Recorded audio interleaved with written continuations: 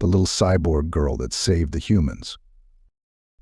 This story is about a once human girl who became a little cyborg girl who traveled the universe to save humanity. Her memory was wiped, but her love and heart were never taken.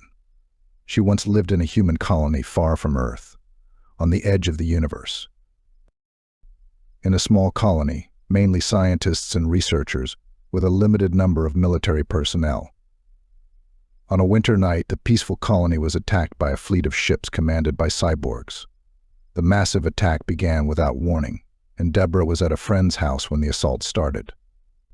The military immediately began evacuating as many people as possible, but Deborah's parents were unable to find her.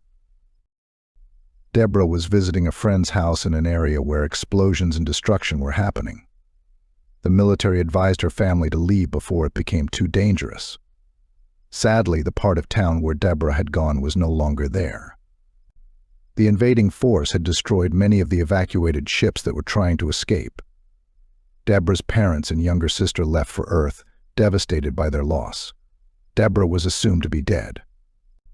Deborah was consciousness days later and found herself in a dimly lit room, surrounded by unfamiliar equipment and blinking lights. The air was thick with the scent of metal and antiseptic, and a dull ache pulsed through her body. With a start, she realized that she was lying on a cold metal table, wires and tubes protruding from her body. Most parts of her body were gone. She blacked out into the darkness.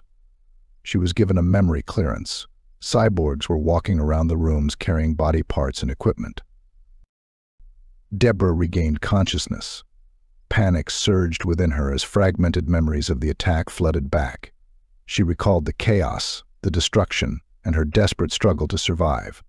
But above all, she remembered the overwhelming sense of helplessness as her world crumbled around her. The evil cyborg were not gentle to the human bodies. They ripped bodies as if they had no feelings. It was pure horror, blood and gore, drilling, hammering, cutting and sawing. Arms and legs were removed, and metal arms and legs were put in place. The battering of bodies, flesh to the metal. A cyborg approached Deborah, inserted a long needle in her head, and everything went black. When she awakened, she slowly looked down at her hands. The horror was when she looked at the long column, and she saw thousands of cyborgs in rows. She looked at her arms and legs. She was a cyborg, and everything went out like a light switch. When Deborah regained consciousness, she found herself in a laboratory, surrounded by other cyborgs who were also waking up. As they all came online, they were assigned their respective tasks. Deborah, who resembled a cyborg like the others, underwent a memory scan, revealing her extensive knowledge of science and research that she inherited from her parents. She was assigned to work in the science labs, making use of her unique abilities to benefit the cyborg community. Although her programming was different from that of others, she somehow retained some of her past memories. She was a research cyborg, a rare type among the pilots and manufacturers of ships and weapons that were common among cyborgs. Over the course of 2 years, Deborah began experiencing memory lapses and breaks. She would have flashbacks and recall past events. Sometimes she would inexplicably shed tears, but she carried on with her work. One day she noticed her work pace slowing down, and she realized that her brain was deteriorating day by day. As she walked through the expansive complex, she stumbled upon a new science building and decided to explore it. Upon entering, she was greeted by massive computer monitors and galactic maps. She noticed a reference to a planet called Earth, but continued to peruse the building. She had no knowledge of Earth, but she remembered seeing a map to this place called Earth. The next day she had a dream, which was odd for a cyborg, in which she saw a human man, a woman, and a child all laughing together. This dream jogged her memory, and she revisited the same science station where she saw the map of Earth once again. She touched the device, and the information about Earth was downloaded into her memory. She happened to walk over to the engineering building, which was in the manufacturing area, and downloaded more information from there. Later, she returned to the lab and began syncing all the information she had gathered. Deborah was a scientist who didn't have much knowledge about aviation or engineering. She couldn't comprehend the information provided to her. She remembered reading about 300 days earlier in the day. Later that day, she had a dream about humans, which recurred the following night as well. As a scientist, she was curious about the concept of humans, but had no prior knowledge of them. Upon returning to her station, she had access to various beings, including humans, with whom the cyborg made contact. She saw a human who resembled the one she had seen in her dreams and felt a connection to them. She focused her mind on the ships and engineers. She was curious as to why there were ships being constructed for a planet called Earth within a span of 300 days. She delved into researching about humans and discovered that they consisted of a mother and father who took care of their smaller offspring. She felt a connection with humans. Upon waking up the next day, she dreamt of these humans once again and heard them mention her name, Deborah. It turned out to be her family, consisting of a father and mother, and she saw her own human face in the dream.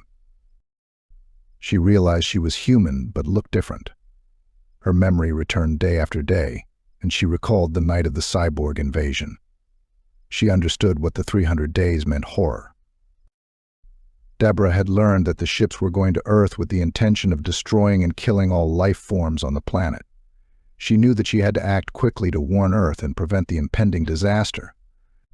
With all the information she had gathered, including details about the ships, Deborah took on the risky mission of finding a ship to go to Earth and deliver the warning. She headed towards the factory hangar, where she found hundreds of cyborgs making thousands of ships, with the intention of increasing their numbers by draining Earth of all life, particularly humans. Despite the danger, Deborah was determined to get to Earth and save it from destruction. Deborah realized that she couldn't wait any longer and had to leave immediately. She walked out to a ship hangar, boarded a ship, and lifted off. She encountered no reaction from the cyborg planet as they were under attack from a high-tech virus, which she promptly used to disrupt communication. This gave her enough time to travel light years away. The cyborg's goal was to build an overwhelming number of ships before the Earth's invasion. She charted Earth and went at warp speed. It would take her 10 days to make it to Earth's orbit. Deborah not only took a ship, but also cyborg technology and weapons design. She comes to save Earth and to save humanity. Every moment she rested, everything returned to her. Even her friend who was killed on that night of the cyborg attack, she knew her mom and dad's names, and her younger sister, Liz. She knows her name is Deborah Haney.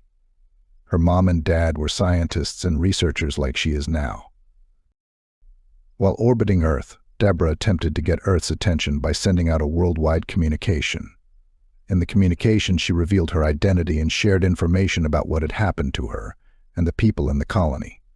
However, the incident was classified, and no one on Earth had ever heard of it.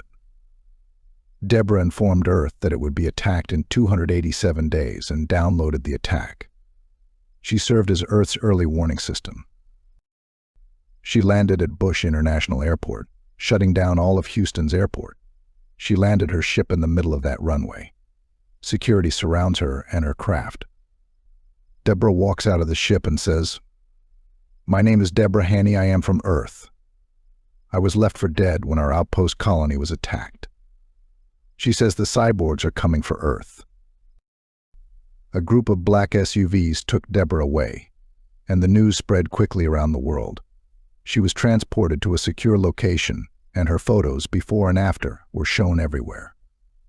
People and governments believed that the young girl was trustworthy, as she possessed advanced technology, weapons, engineering, research, and science of the cyborgs. Deborah shared all this technology with the world, and the world immediately began testing and using it. Earth found and exposed the weaknesses of the cyborg ships. Deborah's family was surprised when they saw her on the news. They recognized her immediately and were happy to see her. Deborah's family hailed from the Houston area.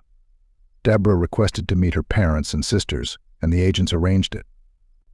The next day, her mother, father, and sister arrived, and Deborah waited nervously in the conference room. She was unsure of what to expect and how they would react to her. She was no longer human, but a cyborg. As her family entered the room, Deborah stood up and looked at them. Her mother saw her face beyond all the other things and ran to hug her, crying and kissing her. Her father and sister also rushed to hug her, telling her how much they loved and missed her. Deborah could feel their embrace and burst into tears, apologizing for getting lost and asking for forgiveness. Her memory came rushed back, and her heart began pounding. She thought she didn't have a heart anymore. Her mind had fully recovered. Her mother said, "Your heart refused to lose us, and you returned home to us. You crossed the universe to save us and mankind. You are far more human, my little daughter. Welcome back home, Deborah." Soon the door opened, and all her family rushed in. Deborah cried everyone's names, including Grandma and Grandpa, crying and embracing everyone in the room. They all missed Deborah dearly. To conclude, Deborah changed the world in just 270 days. The cyborg never reached Earth, and there was no big Galaxia battle to take place. The humans destroyed the cyborg world. Thanks to the little cyborg girl from Earth. The end.